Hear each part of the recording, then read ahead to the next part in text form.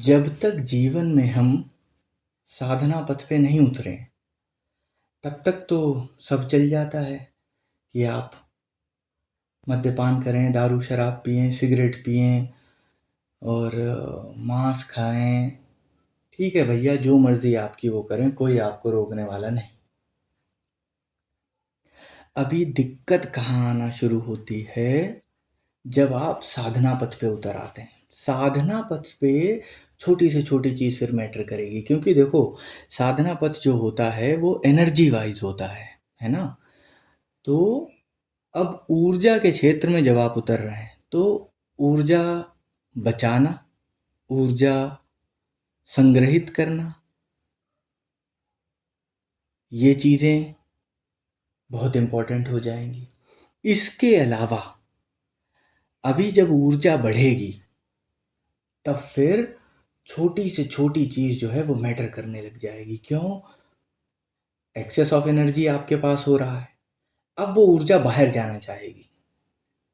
तो हो सकता है आप में काम उत्तेजना बहुत हो जाए, बहुत ज़्यादा कामुक हो जाएँ आप, बहुत ज़्यादा क्रोधी हो जाएँ आप, क्योंकि अब ऊर्जा आपकी बढ़ रही है। ऊर्जा बढ़ रही है, आपके पास अगर कोई मार्ग नहीं है तो ऊर्जा कहीं से भी निकल के कूद के भागना चाहेगी। अब यहाँ पे हर छोटी बड़ी चीज़ का रोल आता है। पहले खाने से बात करते हैं, ठीक है? आहार। आहार में सब कुछ आ जाता है। आहार सिर्फ़ और सिर्फ़ ऐसा नहीं कि आपने खाना खाया, वही आहार। आप जो कुछ देख रहे हैं वो भी आहार हुआ। आप जो नाक से ग्रहण कर रहे हैं वो भी anything that you are gathering from outside is आहार, ठीक? अब जैसा लोग कहते हैं प्याज लहसुन, अरे इसे खाने से, अरे ये सब बेकार की बातें हैं। ये जो बाबा आबा हैं ये कुछ भी बताते रहते हैं, प्याज लहसुन खाने से कुछ नहीं होता। इनफैक्ट ओशो ने भी एक जगह कहा है कि कोई जोक किया है उन्होंने कि जैन मुनि थे, वो मर गए तो उन्होंने कहा कि इन्हें नरक में डालना है या स्वर्ग में डालना है। तो बाद में जब देखा गया तो उन्होंने कहा कि क्या पाप किए तुमने? उन्होंने कहा हमने प्याज खा लिया था, या जाने ऐसे कुछ कहते हैं कि हमने आलू खा लिया था। तो आलू खाने में क्या हो गया? इसमें क्या बुराई है? प्याज खाने में क्या बुराई है? प्याज के ऊपर ही था शायद जोक, प्याज जाने लहसुन खा लिया था, कोई जैन मुनि थे। मज़ाक था, एक जोक था। हालाँकि ये कहना बिल्कुल गलत होगा कि ओशो को इस चीज़ की जानकारी नहीं थी। वो तो जैसे कहते हैं नहीं, परमात्मा ने एक स्वरूप लिया मलंग के रूप में।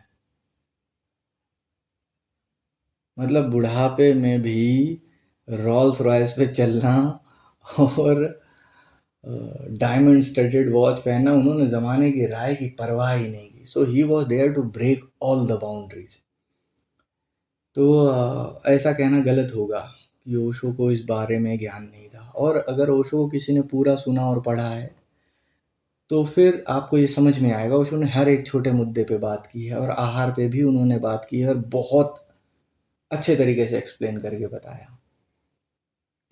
तो आहार बहुत ज़्यादा इम्पोर्टेंट है। सबने लगभग प्लस माइनस जितने भी आए, इनफैक्ट चाहे गौतम बुद्ध हों या आज मैं सद्गुरु हूँ और महावीर हूँ, महावीर तो स्पेशली, इन लोगों ने बहुत ज़्यादा डिस्क्रिप्टिव वे में इन चीज़ों पे बात की। तो आहार क्यों इम्पोर्टेंट है? सिर्फ भोजन की अगर बात करें, अब मान लीजिए आप ध्यान कर रहे हैं, कोई भी पर्टिकुलर साधना कर रहे हैं। उस साधना से क्या होगा? आपका ऊर्जा स्तर बढ़ेगा। आप नाम जप कर रहे हैं, जो 1000 विचार आपके दिमाग में आते हैं, अब वो 1000 विचार ना आके वो एक नाम पे रुक जाएगा वो विचार, ठीक? अब उस एक नाम पे विचार जो रुक जाएगा, वो एक ही विचार बार-बार कंटिन्यू वही विचार, तो आपकी ऊर्जा जो लाख, हज़ार या जो भी नंबर विचारों में जा रही थी, अनगिनत विचारों में जा रही थी, अब वो ऊर्जा संग्रहित होने लगेगी। क्योंकि अब एक ही विचार है आपके दिमाग में, राम, राम, राम, राम, या फिर राधे, राधे, राधे, या हरे कृष्णा, हरे राम, हरे कृष्णा, हरे राम, एनीथिंग, ठीक है? तो अब ये ऊर्जा तो संग्रहित होना शुरू हो गई।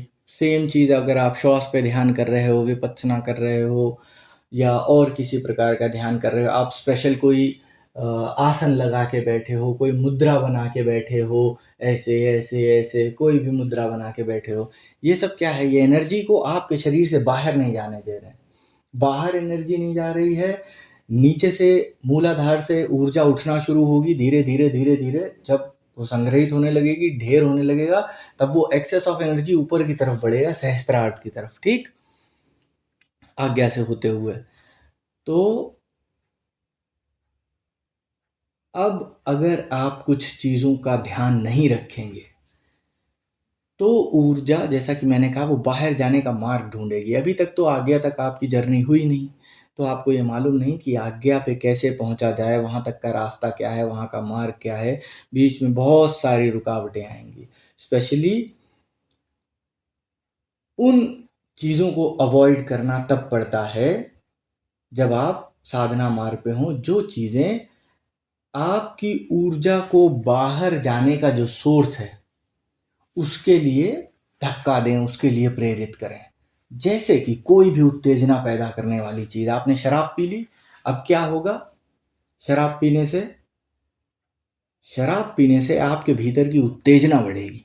उत्तेजना बढ़ेगी तो आप उसे किसी ना किसी प्रकार से क्रोध में, गाली गलौज में, लड़ाई झगड़े में हाथ पैर चलाओगे, मुंह चलाओगे। नहीं तो कामुक हो जाता है आदमी कोई भी नशा करके, किसी भी प्रकार का नशा, क्योंकि ऊर्जा तो आपके अंदर ऑलरेडी बहुत ज़्यादा है।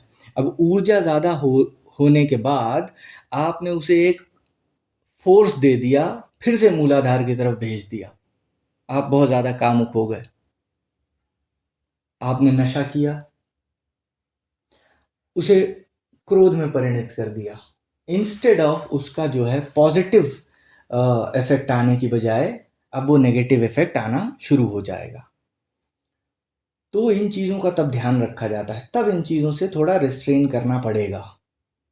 लेकिन वही बात, ये चीज़ रिस्ट्रेन ही आप तब करना चाहिए और तब ही कर पाओगे जब आप इस बात की समझ जगा लोगे अपने अंदर, मेरे कहने से या किसी के कहने से नहीं। साधना मार्ग पे आगे बढ़ते बढ़ते, इसीलिए ओशो कभी इस चीज़ का विरोध नहीं करते थे कि कुछ भी छोड़ो और ये और वो। सद्गुरु करते हैं, जितने पहले आए उन सब ने किया। लेकिन अगर कई लोग जो हैं ओशो के फॉलोअर, वो ये चीज़ में कहने लगते हैं कि नहीं, ओशो तो नहीं करते थे, वो इसीलिए नहीं करते थे क्योंकि जब आप साधना मार्ग पे आगे बढ़ने लगोगे तब क्या होता है,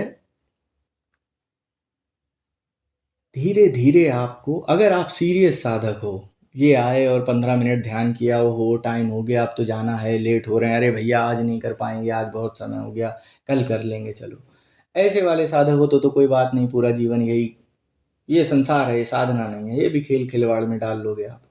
लेकिन अगर आप सीरियस सीकर हो तो फिर आपको इन छोटे बड़े पॉइंट्स को नोटिस करना पड़ेगा, आपके अंदर आ रहे चेंजेस को नोटिस करना पड़ेगा कि यार मैं शराब पीता हूँ तो कोई ना कोई भसूड़ी क्रिएट कर देता हूँ मैं, कोई ना कोई लफड़ा जो है मैं पाल लेता हूँ। यहाँ झगड़ा कर दिया, उसे गाली दे दी, अब उससे वहाँ टेंशन क्रिएट हो रही है वो, और ये सारी चीज़ें मेरी जो इंटरनल पीस है उसे अफेक्ट कर रही हैं। तो मेरी इंटरनल पीस इफेक्ट ना हो इसके लिए मैं क्या इजीएस्ट वे फाइंड कर सकता हूँ, क्योंकि साधना तो मैं छोड़ नहीं सकता। जब मैं साधना कर रहा हूँ, ऊर्जा बढ़ रही है, ऊर्जा बढ़ रही है, वो बाहर भागने का रास्ता ढूंढ रही है, रास्ता मैंने पहले ही दे रखा है। तो फिर ऐसे समय पे आके जो समझदार साधक होगा वो इन चीज़ों से रिस्ट्रेन खुद ही कर लेगा। धीरे धीरे कहानी और आगे बढ़ेगी, अब छोटी छोटी चीज़ें अफेक्ट करने लगेंगी, जितनी ज़्यादा ऊर्जा बढ़ती जाएगी फिर प्याज और लहसुन भी आपको इफेक्ट करने लगेगा, मीट आपको इफेक्ट करने लगेगा। ये तो साइंस हमें बताता है कि ये सारी चीज़ें जो हैं बॉडी में हीट प्रोड्यूस करती हैं। हीट प्रोड्यूस होगी, वही ऊर्जा ज़्यादा है, हीट प्रोड्यूस हो रही है, दाने वाने निकलने लगेंगे आपके, स्किन डिजीजेज होने लगेंगी। या फिर बहुत ज़्यादा अगर आप एक्सेस में ही मीट वीट खा रहे हो, गाय भैंस खाने लगे हो, मटन बकरा ये सब खा रहे हो, तो फिर वो आपके अंदर काम उत्तेजना पैदा करने लगेगी और फिर आप उसे कहीं ना कहीं स्खलित कर दोगे, पॉर्न देख लोगे। अब वही ये भी देखो आहार में आ गया। एक किसी सज्जन को, अब वही बात है, नाम नहीं मैं किसी का लेता, लेकिन एक सज्जन को मैंने ऐसा देखा कहते हुए, वो किसी को पॉर्न के बारे में कुछ बता रहे थे and he was pretending like that he has never watched porn. तुम पैदा ही गौतम बुद्ध हुए थे, तुम कभी लड़के थे ही नहीं। इतना फेक बनने की जीवन में ज़रूरत नहीं है, लेकिन चलो खैर, सबकी अपनी जर्नी है, सबका अपना रास्ता है, हम लोग कौन होते हैं टिप्पणी करने वाले किसी पे। हैं ऐसे भी लोग जो ऐसा प्रिटेंड करते हैं कि मतलब वो पैदा ही गौतम बुद्ध हुए थे। Gautam Buddha was not even Gautam Buddha when he was born. वो बुद्ध थोड़ी थे। उन्होंने भी फुल ऑन अय्याशी की, जितना एट मैक राजा के लड़के थे यार। कैन यू इमेजिन क्या किया होगा उन्होंने जीवन में। बट हमें अच्छी बातें याद रह जाती हैं, और याद भी अच्छी बातें रहनी चाहिए। एक अंग्रेजी में कहावत होती है, every saint has a past and every sinner has a future. Valmiki तो कितने कत्ल मर्डर करके आए थे, लेकिन ही बिकेम अ सेंट। तो मोक्ष से पहले, एनलाइटनमेंट से पहले, अगर जिसका एनलाइटनमेंट हो गया है, इन चीज़ों में वो इंडल्ज नहीं होता है, और वो अपने आप को फेक तो बिल्कुल प्रिटेंड नहीं करेगा। ऐसे जैसे कि मतलब मैं दूध का धुला हुआ हूँ। अब उसे ज़रूरत नहीं रह गई दूध का धुला दिखाने की, क्योंकि उसे दूसरों की राय से अब मतलब नहीं रह गया। दूसरों की राय उसके लिए महत्व नहीं रखती। साधक पे ये चीज़ें भी इफ़ेक्ट डालेंगी। और वही बात है, फिर यहाँ अगर तुम्हारा आहार सही नहीं है तो क्रोध आ जाएगा और तुम लड़ बैठोगे, फिर तुम्हारे अंदर की पीस हट जाएगी। मेन बात एट दी एंड वो संतुष्टि और वो पीस ही तो अचीव करना है। अगर आप वो पीस ही नहीं अचीव कर पा रहे हो, then it makes no sense. आपको ये पता ही नहीं लगेगा आपकी प्रोग्रेस हो रही है, आप नीचे की तरफ जा रहे हो।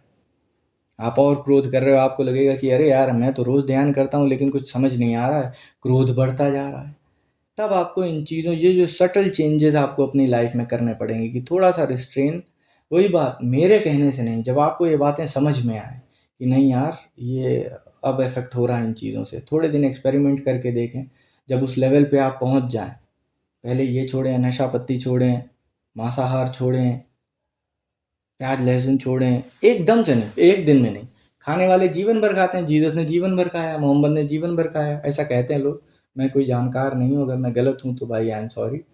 लेकिन कई लोग ऐसे थे। ये अपने रामकृष्ण परमहंस, ये तो बंगाली थे, पूरे जीवन खाते रहे मछली।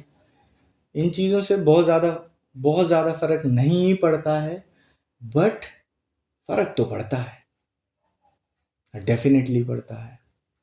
तो एक कंपैशन मिसिंग हो जाएगा आपका, प्रकृति का एक एलिमेंट मिसिंग हो जाएगा। अगर आप नॉन वेज खाते हो, स्पेशली नॉन वेज की बात करें, अगर आप किसी प्रकार का मादक द्रव्य का इस्तेमाल करते हो, तो वो एक बैलेंस आप 100% अचीव नहीं कर पाओगे। और मेरा मानना ये है, अगर आप साधना पथ पर हो तो यू आर एमिंग फॉर 100%, और साधना का कोई मतलब नहीं है। बैलेंस जब तक 100% नहीं, साधना का मतलब ही बैलेंस, ऐसा मान के चलो। तो जब तक बैलेंस 100% ही नहीं है, it means it is imbalanced. Balance का तो मतलब ही तब है जब वो 100% हो जाए तब। लेकिन जब ये चीज़ें समझ में आने लगे, आपको ये इफेक्ट दिखने लगेंगे अपने ऊपर, अपने शरीर में, अपने आसपास, अपनी हरकतों में, कि नहीं यार ये छोटी छोटी चीज़ें भी मेरे अंदर इफेक्ट डाल रही हैं। एक किशोर अवस्था का लड़का था, वो मेरे से संपर्क करके बोलता है, किसी और के संपर्क से मेरे संपर्क तक आया था, बाई चांस की बात है, वो मुझसे मिल गया। तो उसने पूछा कि क्या करें, मुझे बहुत ज़्यादा कामुकता हो रही है। हमने कहा अरे तुम्हारी उम्र है, एंजॉय करो, अभी अभी क्यों रिस्ट्रेन करना चाह रहे हो, क्यों उसे बंधन में डाल, आगे ये चीज़ें प्रॉब्लम क्रिएट करेंगी। 60 साल का बुढ़ा आके बात करे, वो सिचुएशन तुम्हारी कल को हो, तो ये इससे बढ़िया अभी एंजॉय करो, अभी उसे पीक तक जियो, पहले पहले उसे निचोड़ लो पूरा। मैंने कहा क्या सिचुएशंस आती हैं, तो बोले नहीं मैं ये मोबाइल देखता हूँ, मैं ये पॉर्न देख लेता हूँ, मैं ये देख लेता हूँ, वो देख लेता हूँ। तो मैंने कहा ये आहार है, इससे एक एक्सपेरिमेंट के तौर पे थोड़े दिन दूरी बना के देखो। मन अगर बहुत विचलित हो रहा है, बहुत परेशान हो रहा है, तो मन की चाल को समझो, देखो ये बार बार किस डायरेक्शन में लेके जा रहा है नहीं। मेन गेम यही है सारा, कि आपको मन की चाल को समझना है। जो बता रहा है कि अच्छा नहीं पॉर्न मत देखो और ये मत करो वो मत करो, कभी नहीं कर, बात सही है लेकिन आप कर नहीं पाओगे, बिकॉज आपको समझ ही नहीं आ रहा ये हो क्यों रहा है। जब तक उसका रूट कॉज आपको नहीं समझ में आएगा, आप प्रॉब्लम को इरेडिकेट कभी नहीं कर पाओगे। तो उसका रूट कॉज समझो कि ये प्रॉब्लम शुरू कहाँ से हो रही है। ये सब भी जो है, आप इंस्टाग्राम पे रील्स देख रहे हैं, आप यूट्यूब पे शॉर्ट्स देख रहे हैं, जिस प्रकार के आप शॉर्ट्स देखोगे, जिस प्रकार के आप रील्स देखोगे, वो वही रिकमेंड करने लगेगा। अब आप फंस गए ट्रैप में। All they want is you to be dumb and stay on their app और वेबसाइट और वट एवर इट इज। तो ऐसे बेवकूफ़ ना बने, अपने दिमाग का इस्तेमाल करें और देखें ये चीज़ें आपके जीवन में क्या फ़र्क ला रही हैं। अगर कोई काम करने से आपको गिल्ट हो रही है तो इतनी आज़ादी आपके अंदर होनी चाहिए कि किसी भी प्रकार के कंपल्शन में आप ना फंसें।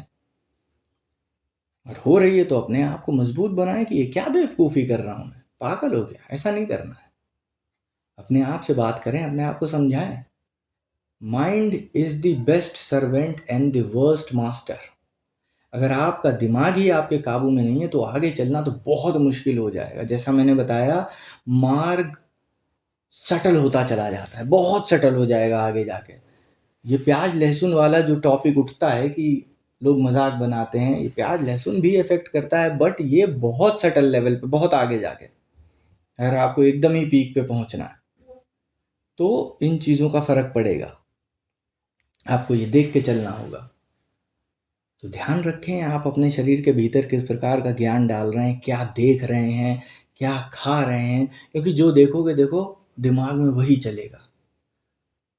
आप विचार शून्यता की तरफ बढ़ रहे हैं और बाहर से इनपुट आप विचारों का दिए जा रहे हैं, सुबह दोपहर शाम रात 24 घंटे आप कुछ ना कुछ देख रहे हैं, छोटी से छोटी चीज़ें देख रहे हैं, एक एक मिनट आधे आधे मिनट के शॉर्ट्स देख रहे हैं, वीडियोस देख रहे हैं।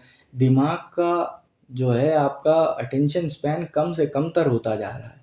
इन ट्रैप्स में ना फंसे। इंटेलिजेंस लेवल, पेशेंस लेवल बहुत कम हो जाएगा। और साधना का पद तो मतलब ऐसा है कि इमेंस पेशेंस, एंडलेस पेशेंस चाहिए आपको, क्योंकि परमात्मा कभी पूर्ण नहीं होगा। आप पूर्ण हो जाएंगे, आप परमात्मा हो जाएंगे, लेकिन उसे चुका नहीं पाएंगे, एंड नहीं आएगा उसका।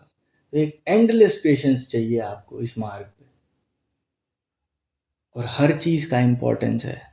क्या खाते हैं, क्या पहनते हैं, कलर्स इफेक्ट करेंगे कि ये कलर पहनने से क्रोध आता है। ये जो लोगों ने ऑरेंज कलर चुन लिया, भगवा रंग चुन लिया, इस्लाम ने रेगिस्तान में जन्मा तो वहाँ हरा रंग चुन लिया गया, क्रिश्चियनिटी में वाइट कलर बहुत प्रोमिनेंट है। हर कलर का एक मतलब है और ये चीज़ें भी इफेक्ट करती हैं। इन डेप्थ जब आप घुसने लगेंगे इन चीज़ों में, सटल लेवल पे हर चीज़ आपको इफेक्ट करेगी। फिर आपको हर छोटी बड़ी चीज़ नोटिस करके चलना पड़ेगा। कैसे खाना है, क्या खाना है, कैसे उठना है, कैसे बैठना है। ऐसे एकदम लोग ऐसे करके बैठ जाते हैं। अगर आप अपना, शायद मेरा सर्वर कट जाए वीडियो में तो माइंड मत करना कि मतलब अगर आप बिल्कुल स्ट्रेट ऑन बैठे हुए हैं, कोई बात नहीं, this is the best posture. मैं ये नहीं कह रहा हूँ 24 घंटे ऐसे बैठें, लेकिन जितना बन पड़े आपसे, जब भी हो तब आप ऐसे बैठ लें। रमन महर्षि को देख लो, वो बेचारे हमेशा ही ऐसे बैठे रहे। और ये अपने नीम करोली बाबा को देखो, वो ऐसे तिरछा होके बैठते थे, ऐसे लेटे रहते थे चारपाई पे। बट जिस लेवल पे वो पहुंच गए हैं उस लेवल के बाद आप कुछ भी करें, बट जागने के लिए कुछ एक ये चीज़ें ज़रूरी हैं जो आपके काम आएंगी, जो आपके मदद करेंगी इस मार्ग पे। इन चीज़ों का ध्यान रखें, अपनी साधना करें और कोशिश करें ऑब्जर्व करने की चीज़ों को। किसी के कहने से, मेरे या किसी के भी कहने से कोई चीज़ एकदम छोड़ने में ना लग जाए। छोड़ने पकड़ने की बात ही गलत है। ये फिर मन के खेल में आप आ गए, ट्रैप में आ गए। अरे मैं तो ये खा रहा हूँ, ये तो गलत चीज़ है। कुछ गलत, कुछ सही नहीं है। आप एट द एंड कुछ कर नहीं रहे, परमात्मा ही कर रहा है। ये जो जानकारी आप तक पहुँचाई जा रही है, मैं हर बार कहता हूँ मेरा कोई रोल नहीं है। ये जानकारी आप तक पहुँचनी थी तो ये जानकारी आप तक पहुँच रही है। और इस जानकारी का इस्तेमाल करें जब परमात्मा ने आप तक पहुंचाई है। तो चीज़ों को नोटिस करें कि क्या वाकई ये चीज़ें आपके ऊपर फ़र्क डाल रही हैं, आपके जीवन में फ़र्क डाल रही हैं, या घर में आपके चाहने वाले या आपसे प्यार करने वाले या आपके नशों से परेशान हैं। क्या आप ये नशे करके अपने जीवन में एक नरक पैदा कर रहे हैं? अगर ऐसा है तो चीज़ों को बदलने का प्रयास करें, एक्सपेरिमेंट के तौर पे करें। और अगर चीज़ें बेहतर होने लगें, 4-6 महीने करके देखें, चीज़ें बेहतर होने लगें तो फिर उसे कंटिन्यू करें, थोड़ा सा अपने आप को मजबूत बनाएं।